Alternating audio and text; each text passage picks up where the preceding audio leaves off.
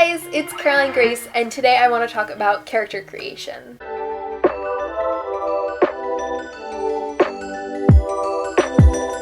When thinking about character creation, there's several really important things to keep in mind. The first is your character's name. I always struggle so much with naming my characters. You just need like the perfect name. Character names are really important because A, it's how you know which character is which, but also a character's name just kind of holds a vibe to it. The best example I can think of is if you think of the name like Chad versus the name Steven, you have a very different association of what you picture each character like. Naming your character is very important for the vibes you want them to give off, who you want the reader to assume they are from the beginning. Another thing is your character's background. The background is everything that's happened to this character leading up to the beginning of the story. This is really important to keep in mind and to fully develop, especially for your main characters, because everything that's happened to your character up until the story begins is going to be very influential through what they do and say and act like.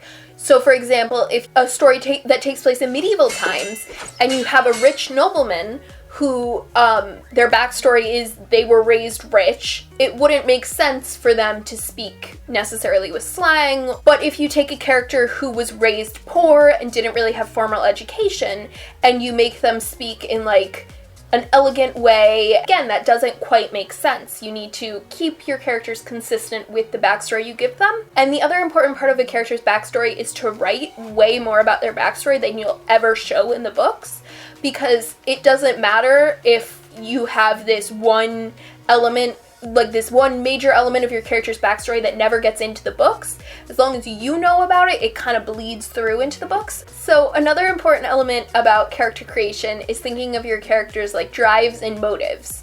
So drives and motives are what makes your character do what they do and what they want to achieve over the course of the book. So going back to the like medieval time story, if you take the nobleman, his motivations would most likely align with more power, prestige, notice, all of that stuff, as opposed to like the feudal peasant whose motivations might be more to survive and to maybe increase in class, but not necessarily. Another important aspect of this is Maslow's hierarchy of needs, and I will flash a picture of that right now.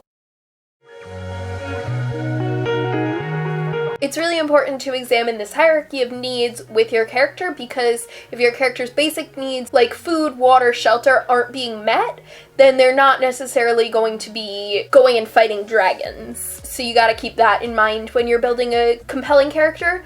And it's often better to do motives and drives after you have the character's backstory, because their backstory is going to influence a lot of what they want and what drives them. One of the other really important elements of character creation is the character's role in the story. The character's role in the story is really important because a lot of the times plot is really driven by your characters. So if you take, for example, the peasant and the nobleman again, if both of their goals is to become king, those are two very different stories and would be two very different arcs and plot lines. Again, your character's role in the story is really important because it will influence how the plot develops. You could wind up with two completely different stories with just a minor change in the role of characters. Thank you guys for watching, and again, I am not an expert in any of this.